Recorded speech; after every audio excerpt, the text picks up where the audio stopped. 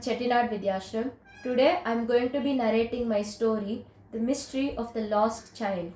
One beautiful dawn, where the faint light was good enough to lighten the path of early morning joggers and a warm breeze that filled around everywhere, giving warmth after the long hours of a cold night, one could guarantee that it was going to be a lovely warm summer day. However, things didn't seem to run in its place, for at 8 a.m., the news channels in all households were bombarding news about another missing child. Sarah, the 9-year-old daughter of Colonel Matthew James, went missing today morning as she went out in the neighborhood of Charles Street. Any information regarding her whereabouts would be prompted to be informed to the police as well as her family members, the newsreader read seriously. Lupus, who was listening to the news, frowned grimly. Third one in a week. This was going out of hand. For the past month, the country was going through turmoil with news popping in from almost every state about a child less than 12 years going missing. And as Lupus noticed, only the children of military officials were going missing. Ruddy kidnappers, Lupus mumbled as he got ready to go out and meet his friends.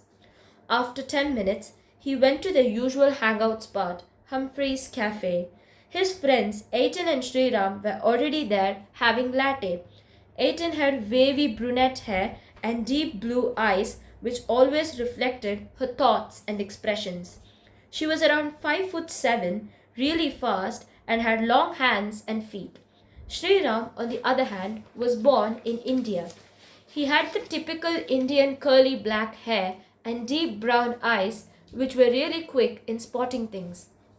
He was around 5'10" and was really strong.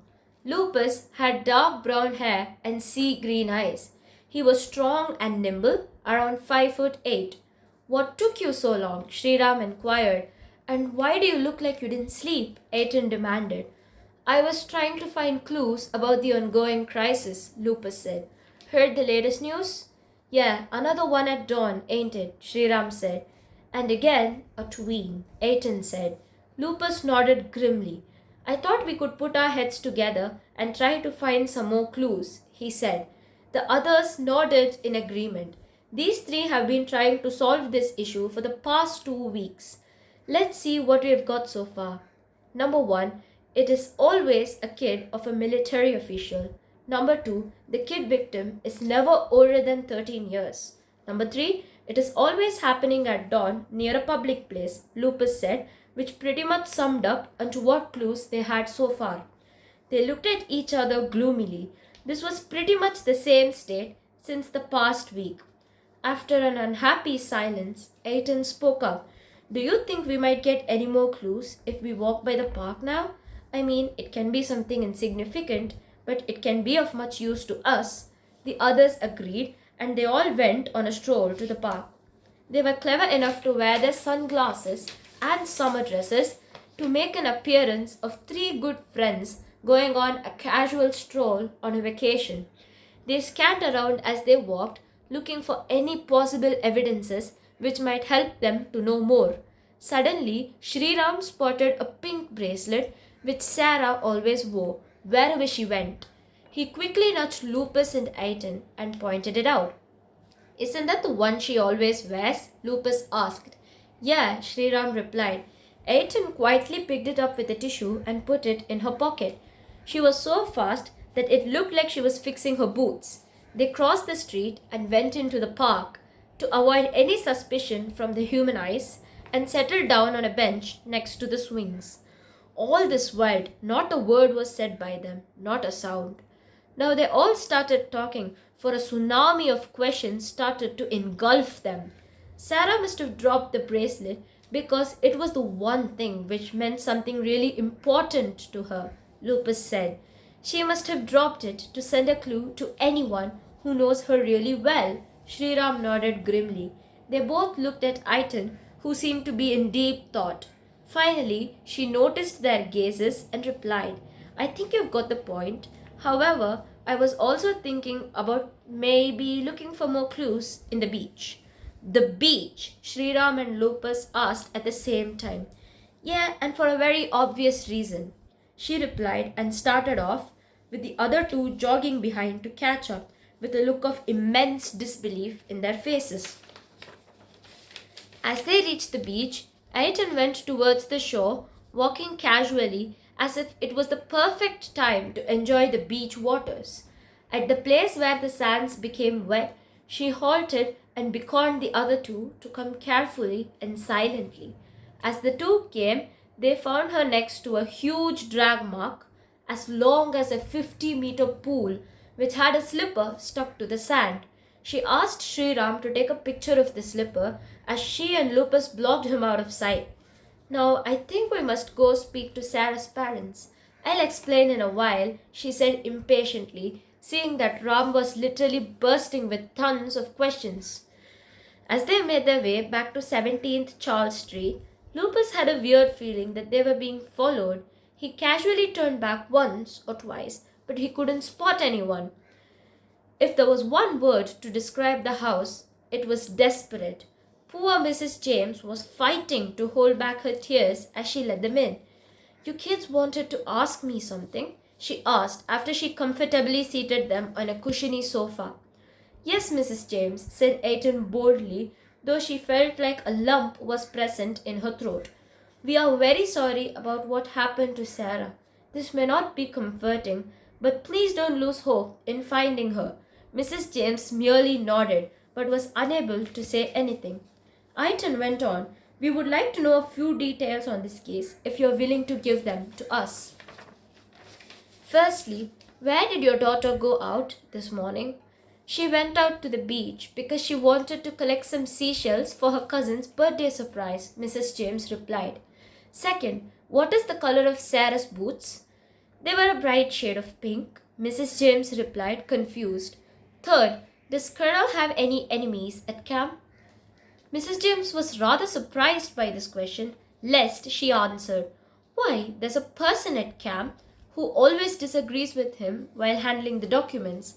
He thinks Matthew is rather too strict while handling them.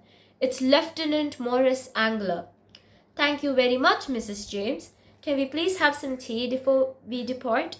"Yes, sure," said Mrs. James, and went back into the kitchen. Ayrton turned to the others, who were sitting in utter shock, amazement, and disbelief.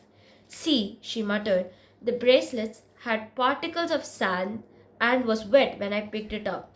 So, when we went to the beach, the drag mark and the slipper indicates that she was probably dragged by someone with force. The person may not have had chloroform at that time because she was able to drop her bracelet near the park to send us a hint. And that someone has the highest possibility to be our Lieutenant Morris." She paused and looked at them both expectantly. "That's genius," Sriram replied.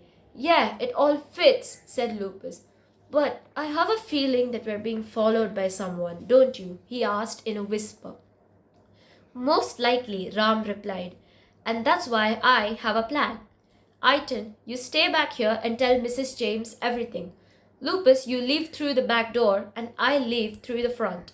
As soon as I go out, I will mostly be captured by the follower at a corner or in a crossroad or something. You guys have my cam location tracker, right? Brilliant. Now, Lupus, if you see me being captured or the tracker indicates a very fast movement, you immediately go to the police and ask them to follow the tracker. Come along with them. By that time, I will mostly be put with Sarah and I can probably get some information out of them." Ayrton looked at them with actual fear in her eyes. "Sure about this, guys? It's sort of risky." "Don't worry," the other two said, and started to leave. As soon enough, as predicted, Sriram was captured in a black Mitsubishi which sped through the heavily jammed roads. Lupus found the cops and was somehow able to convince them to follow the tracker. The cops gave in due to the fact that these three have solved a lot of mysteries in the past. Meanwhile, the black cloth put over Ram's face was removed, and it took him a while to get adjusted to the bright light. "Hello, Jellybean," an unfamiliar voice greeted him over his head. "Pretty brainy, ain't you? Finding the slipper in the sand? Thought you and your pesky little friends can get away with that? Nah, that ain't happening under my nose." Sriram blinked and was able to see the man's face more clearly. Where's Sarah? He asked hoarsely, trying to break away from the chains tied to his hands and feet. The little Rose, eh? Thought she'll be easy to handle, but was a tough nut. She's just like her father, she is. Wait, are you Lieutenant Morris? Sriram asked. Ye, I am, though I'm not curious on how you got to know that. Now, if you don't cooperate, I'm gonna give it all to the girlie. Bring her over here, then I'll cooperate. Sriram spat. The lieutenant didn't look too happy about that. He discussed with his partner for a few moments and then finally brought an unharmed Sarah in front of him. Sriram, the little girl yelled when she saw him. He quietly tilted his head towards the men, indicating her to be silent. Everything will be fine, his eyes said, and Sarah became quiet. After a pause, Sriram calmly asked them, But why did you want to kidnap Sarah of all the people in the world? Is it something to do with the colonel? Bah, he and his dumb rules, the lieutenant spat. What has this dumb country done for us in the past few centuries, eh? Our neighbors offer us more money and facilities than anyone can dream of. I tried explaining all their policies and ideas to James, but he simply wasn't for it. He said he will demote me from my powers if I do this one more time. So I had to take a vacation to stoop this low so that he and the others will listen to me and allow a gorgeous neighbor to take over our country. At that instant, the room's door barged open and the police came in with pistols and handcuffs. They soon arrested the men and unchained the victims. Behind the cops, Aiton and Lupus ran in and hugged Sriram. You're okay, they screamed. You kids have done your job again as good citizens, but I don't think this guy will give in so easily. May have to wait a few court trials, the sergeant said grimly. Oh, no need for that, sir, Sriram replied. I got the whole thing captured in my cam tracker.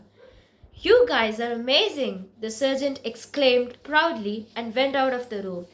After all the formalities and a lot of lingering between the police station and Mrs. James' house, the three, tired out, went back to Humphrey's cafe to celebrate their victory with 3 lattes.